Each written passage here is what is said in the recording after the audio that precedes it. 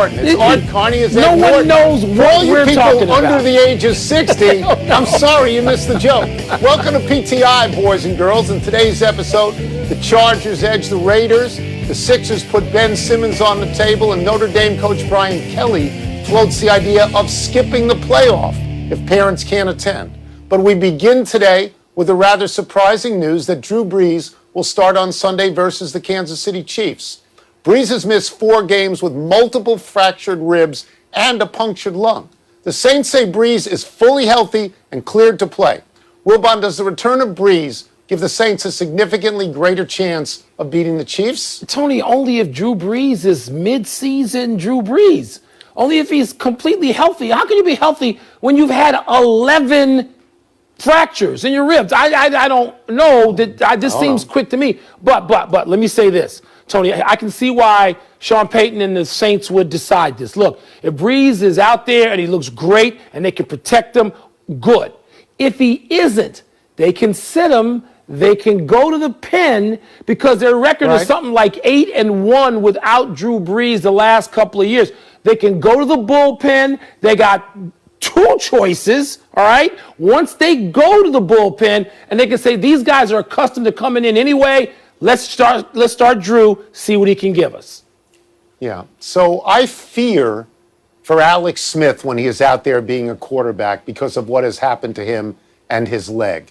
And I now fear for Drew Brees being out there. And I'm going to quote Bart Scott today of Can't Wait fame. Bart Scott, who said he would imagine in Kansas City the defense is saying, quote, we're going to put some barbecue sauce on those ribs and see if they smoke. This is the same Bart Scott who in 2006 knew that Reggie Bush had an ankle injury, and he said, and again I quote, I'm going to put some hot sauce on that ankle. So the only reason there's 2 reasons I can give you why the Saints would do this. One, they're desperate to catch the Packers and get the bye as the number one seed. Or 2, they want Brees to see up close, just in case they play them in the Super Bowl, how good the Kansas City Chiefs defense is, how fast it is, and something like that. Mike, I think you risk your whole season by doing this. Drew Brees has talked of retirement. If he gets hurt, it could be the last game he ever plays for the Saints. Do you want that in a regular season game, or do you want it in the playoffs? Yeah. This is hard for me to understand. I don't want it at all, of course. But again, we know that, hey, look, Taysom Hill, Tony, I know he didn't play well last week. I blame that on your boy. But he won. He's 3-1. I blame that on your boy Sean Payton, personally, the most recent Saints game. They'll be fine because Payton is actually really a smart guy. He'll leave his ego at home, I think, this week, and he'll understand what needs to be done. I understand why you might go there. Is the risk great? Yes. Yes, it is. Yes. But Tony, anytime these guys step on the field, it's great. Is it greater putting his ribs in harm's way?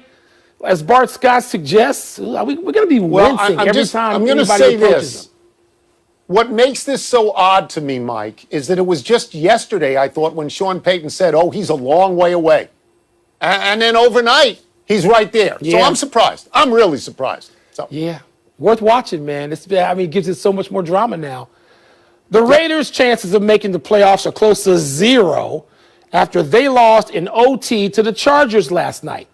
Justin Herbert dove into the end zone to win the game for L.A. It was great, that shot of the ball getting over the goal line. Herbert's heroics overshadowed an impressive performance from his hero, fellow Oregon alum Marcus Mariota, out of mothballs, who relieved Derek Carr, who injured his man region. Tony, the Raiders are 7-7 and the Chargers are just 5-9. But which of these teams has the brighter future? So it's very tempting to say it's the Chargers because of Justin Herbert, who has looked so good this year. I assume they're going to have a new coach, wipe the slate clean, and be very optimistic about next year. But I'm going to say the Raiders. I'm going to say the Raiders because I really like their offense. I really like Waller. I really like Jacobs. I think Derek Carr is a good quarterback. Over the course of his career, Mike, he's only 29 years old. He's got 167 touchdowns and 69 interceptions, so that's nearly plus 100. If he hadn't gotten hurt, and he got hurt early, they might have won, which is no disrespect to Marcus Mariota, who played very well. He did. I'm just looking at one team being 7-7 and one team 5-9. I'm saying I'm taking the 7-7 team. There's no difference between them. The 7 and 7 and 5 and 9 is nothing. I mean, that's no two. margin. It's actually two. And It's not nothing. And It's that's two. nothing. That's nothing. If you're going to sit there and decide which one of these teams has a brighter future, 7 and 7 and 5 and 9 ain't going to tell you. And the reason I'm not going to say on the Raiders, the San Diego Chargers, and they'll always be the San Diego Chargers, is because they're going to have a new coach, and we don't even know who it is. They likely will have a new coach. I mean, I know you've been calling for a new coach there forever now, virtually all season. I don't know, and I don't know that John Gruden. I'm not waving the banner for John Gruden. It's great. John Gruden obviously, has 2 feet, big feet, rooted at this network, and people love him and root for him, and he's been good for the Raiders previously. John Gruden's great for football. That don't mean they're going to be any good. This is the 3rd season. They're incrementally better. The Chargers, the Nappers, they change coaches. They change this. They change that. They move Hall of Fame quarterbacks around, and they don't really do anything. So these are 2 teams in that sea of NFL mediocrity likely to stay there. Yeah, I think that John Gruden has fixed the offense of the Raiders. They've gone from 28th in the league to 11th right now. They need defense. They need to look, honestly, to the model of the Washington football team. Draft defense, work on defense, and see if it improves you. Where we disagree on Gruden is I think he can sell. I think he could get free agents to go play for him in Las Vegas, but their season stinks now. It does. Wait a minute. This season, they were 6-3. So why should I bet on them as the brighter future? They got the brighter past. They left it behind. Obviously you didn't, and I did, and that's what makes this show what it is. There are multiple reports that the 76ers are willing to trade Ben Simmons in order to get James Harden. Daryl Morey, the 76ers GM, said this is not true. Morey told The Athletic, and I quote, "We are not trading Ben Simmons. He is an important part of our team," unquote. Wilbon, what do you believe, and should the 76ers trade Simmons to get Harden? I believe Daryl Morey. I mean, look, forget the friendship, and there is that, Wildcat. There's also covering this league, and Daryl Morey, if he can't tell you something, he just won't tell you. I can't comment. I don't know about that. If Daryl Morey goes out there and says on the record, we're not trading this guy, I believe they're not trading that guy. And so, Tony, what I do believe is that James Harden will be traded. I don't know where he's going to be traded. I just believe that at some point soon, particularly if they make it past opening day in the first couple of games, the Houston Rockets are going to look around and say, oh, my God, what have we got on our hands? We need to move this guy. And there are deals to be had out there. I'm not trading Ben Simmons for him at this point either, even though that combination, Tony, of Joel Embiid and James Harden, I mean, that could work. I'm not going to rule it out. That could work. But they don't want to give up Ben Simmons. I understand that as well. So I'm looking at this and I'm having difficulty finding out what's real here. If somebody says to me there are multiple reports that Ben Simmons could be traded, then I tend to believe that. But what Morey said was unequivocal. Yeah. We are not trading this guy. So I'm going to play newspaper man for a while. A couple of weeks ago, Tommy Shepard, the GM of the Wizards, said we are not trading John Wall. And I sat on this show and I said, I don't believe that. And they should trade John Wall for Russell Westbrook. He's a much better player. And within a few days, they made that trade. And I believe Tommy Shepard was lying. I believe Daryl Morey is lying at this point. I believe GMs lie, and here's the reason. You got a player who's worried about what's going to happen in the next week, where he's going to live. You got to go out there publicly and say, don't worry about a thing. Because if we don't trade this guy, we got to make sure he still loves us. If we do trade the guy, who cares? And I think Ben Simmons is on the table, though I don't know why Houston would want to. Do you think you're the only cynic out there? You think Ben Simmons isn't capable of being cynical, or the people around Ben Simmons? Now, Tommy Shepard ain't Daryl Morey. That's like me saying, oh, Mike Lupica said this, so therefore it must be the same for Tony Kornheiser. That is the dumbest logic you've ever put forward in 19 plus years. Now, it's not at all what I said. I said all GMs lie. That's what I said, and so you don't even believe that. I do believe if they can mold it to work for them. But it doesn't work for you if you come out and say, this guy is not, especially you got Daryl Morey's track record. And you got to deal with players too, Tony. You got to deal with more than other executives who you are trying to jockey to make deals with. I don't even understand why Daryl Morey would want James Harden when the reports lately are that James Harden ruined the Rockets and made Morey miserable. Yeah. So I don't even know. I don't know. So again, I don't know what's true at the moment. If you can win, if you think you can. Yeah. Let's take a break. Coming up, Jalen Hurts played at Oklahoma. So did Kyler Murray. And on Sunday, they play each other. Who's going to do better? And will 11-year-old Charlie Woods be more impressive than his old man at the parent-child tournament this weekend? Have you seen his swing? Yeah. You see it? Yeah. Woo! It's called... You wish you had that swing? Perfect. That's what it's called. Do you wish Maddie had... Interruption is presented by Bullet Bourbon, highly awarded high rye whiskey. Enjoy responsibly. Part of Happy Hour. Welcome back to the PTI Psychic Hotline, a trope that made sense when the producers thought it up in 2003. What have they done since? Nothing. Hark! I sense the first call. Hi, guys. It's Claire. I want to know if you see Jalen Hurts outplaying Kyler Murray. So this is the Oklahoma quarterback deal. Kyler Murray was there the year before Jalen Hurts was there, and Kyler Murray's last year he accounted for 54 total touchdowns, and he won the Heisman. And Jalen Hurts in his year accounted for 52 total touchdowns, and he brought with him the national championship that he won at Alabama. My feeling about this is that Kyler Murray is the better NFL quarterback right now. Last week he beat the Giants, but Jalen Hurts, he beat the Saints, so advantage Hurts in that particular regard. The Eagles look so much better when he is the quarterback of that team. I will tell you honestly, Mike, that I think the better story is if Jalen Hurts wins this game. But all you have to do, if you're Kingsbury, is go back to the chart that says if Kyler Murray runs more than 5 times, we win 8 out of 9. So just call 6 running plays and you win. Yeah, I mean, the Cardinals' collapse has been nearly as bad as the Raiders' collapse. Because without, Hail Murray, they would have lost whatever it is, like 5 in a row before beating the Giants, as you mentioned. They're going to pull themselves together, Tony. They realize what it is they have to do. More importantly, the way they have to play. And it's going to take 8 or 10 carries, not going crazy. I mean, he didn't have to go Lamar Jackson, but Kyler Murray is going to have to convert some 3rd and 3s and maybe a couple of 4th and 1s. I think he'll do that, and they will beat the Eagles. All right, what's next? Hey, Tony and Mike, do you see Charlie Woods being more impressive than Tiger Woods this weekend?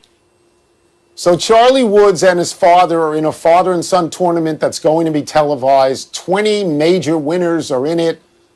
Gary Player's playing with his grandson. Justin Thomas is playing with his father. I think that Bubba Watson is playing with his father-in-law, which seems sort of sketchy. Here's the deal. If you've watched Charlie Woods, it's astonishing, his swing. It is Tiger's driver swing. The finish, the extension, it's scary great. In fact, JT even said he's yappy for an 11-year-old. He's always trying to beat me at something. He's always talking trash. I hope Charlie Woods loves golf. I hope he loves playing with his dad. I love playing with my kid. But I don't think he's ever going to be as great as Tiger Woods because Tiger Woods is just about the greatest ever. So you got a long way to go before you're as good as your dad. I can't add anything to that, so I'm going to turn this slightly. Who is the greatest son ever? I'm talking about of the great fathers. Like, did anybody ever caught the GOAT fathers? No, you don't catch the GOAT. Ken Griffey Jr.'s dad was damn good, but he wasn't a GOAT, right? And so Griffey Jr. caught and passed his dad, but it doesn't happen. It's just so much pressure. It's so hard, right? I mean, Barry Bonds, Barry Bonds is in my ear, and Bobby Bonds was really good. I don't know how good LeBron's kid's going to be. We'll see. Maybe that's it. That's good. They're right. Brett and Bobby. The phone lines are closed. Let's take one last break, but in our future, I see us talking about Brian Kelly's threat to pull Notre Dame out of the college football playoff. Oh, please. Can nobody believe in that junk? How seriously should we take the NBA's investigation into Jerry West's alleged pursuit of Kawhi Leonard? This sounds sketchy. The kid's swing, he's 11. The kid's swing is gorgeous. You think Tiger's swing wasn't gorgeous at 11? Happy time, people. Happy 69th birthday, Bobby Jones. The basketball player, not the golfer. Another history lesson, kids. Bobby Jones is one of the few basketball players to make the Hall of Fame for his defense, not his offense. Jones was a tall, thin forward out of North Carolina when he went to Denver in the ABA. He was all-defensive first team both of his years there. When Denver joined the NBA, Jones did too. Over the course of his NBA career, Jones was all-defensive first team 8 times. So that makes 10. 10 times in 12 pro seasons. And second team 1 more time. This explains why his nickname was the Secretary of Defense. In 1978, Denver traded Jones to Philadelphia, where he was on the 1983 championship team with Julius Erving and Moses Malone. That year, Jones was named the NBA's 6th Man of the Year. His scoring averages are ordinary, 14.9 per game in the ABA, 11.5 in the NBA. His rebounding numbers aren't stunning either, 8.6 in the ABA, 5.5 in the NBA. But his value to a team was immense. The Sixers thought so much of Jones, they retired his number 24. Tony, nobody's numbers meant anything on those great Philly teams, but they had Mo Cheeks and Andrew Toney, guys who knew how to support their teammates. They knew what their jobs were. They did their jobs, to paraphrase Bill Belichick. And so did Bobby Jones. Who had the numbers on those teams? Julius and Moses. Everybody else, that's right. Take a step back and do your job, and they did. Happy anniversary, Larry Allen. Around this day 26 years ago, Allen, as a Cowboys rookie, chased down Darian Connor after the Saints linebacker picked off a deflected pass and headed to the house. You think DK Metcalf running down Buda Baker was great? Oh! He's a wide receiver. This guy's a 325-pound lineman. Replays show Allen was flat-footed before he took off after Connor. He caught him at the 16-yard line. In the Monday night booth, Al Michaels, Frank Gifford, and Dan Deerdorf went crazy, particularly Deerdorf, himself an offensive lineman. Allen went on to be a first-ballot Hall of Famer for his work on the Cowboys' offensive line. He was All-Pro 7 straight seasons. From 1995 to 2001, he went to 11 Pro Bowls. He remains the only player ever drafted from Sonoma State in California, and surely the strongest. He could bench press 700 pounds and squat 905. Allen is on the NFL's 100 greatest players list. Man, Tony, I was covering a lot of football for the Washington Post at that time, and there were so many people who thought Larry Allen was the greatest athlete to ever be an offensive lineman. And that one clip, you're going to put one clip out there as testimony to what Larry Allen can do and what he was, I'll take the one we just showed. Absolutely. Absolutely. Happy trails to the Sun Belt title game. The rematch between number 19 Louisiana and number 12 Coastal Carolina has been canceled because of a positive test for coronavirus within the Coastal Carolina program and the possibility that an entire position group would be unavailable to play because of contact tracing. The Sun Belt Conference has decided to declare both schools co-champions. Coastal will finish its regular season 11-0, having beaten 2 previously unbeaten teams, BYU and 9-1 Louisiana. Both teams plan to play in postseason bowl games, but Coastal's chance to play in one of the big New Year's Bowls may take a hit because they cannot represent themselves as undisputed conference champs. They now have to hope that Tulsa beats Cincinnati in the American Athletic Conference Championship game, which would leave Coastal as the highest-ranked unbeaten team just outside the Power 5 and maybe get them to a big New Year's Day bowl. Tony, it's been sort of fun this year, and a year that's different than any other, watching those outside the Power 5 schools. I root for Cincinnati and Desmond Ridder. I love watching that kid play. That's fair. That's fair. One omission. Dwayne Haskins will start for the football team on Sunday, not Alex Smith, who's still hurt. Let's go to the big finish if we can. Notre Dame coach Brian Kelly says he's not sure Notre Dame would play in the playoffs if parents couldn't attend. Do you believe him? I'm sure they'll play in the playoff if they make it. I am. The NBA is investigating an allegation that Jerry West offered a man $2.5 million to help the Clippers land Kawhi Leonard. Do you believe that? He's a free agent. You can do whatever you want to him. I don't think that's tampering. Jeremy Lin is finalizing a deal with the Golden State Warriors. Do you like that fit? I do. Has Jeremy Lin forgot how to take and hit a jump shot? No. They can find him on that team. They find anybody they want to. I hope it works. I'd like to see him in a Golden State uniform. The NHL reportedly told us Canadian teams they may have to play the season in the United States of America. Your thoughts? My thoughts are what? Then why do you have an all-Canada division? What? Last one, Pac-12 title game tonight. Oregon and number 13 USC. Who you got? I got a fight on my hands. I live with a 12-year-old Oregon fanatic because of the unis. Really? We're out of time. Try and do better the next time. I'm Tony Kornheiser. I'm Mike Wilbon. You can catch us on the Deuce Monday, Knuckleheads. And you can get the PTI podcast on the app or Apple Podcast. Now, here's Sports Center. Did I say 12-year-old?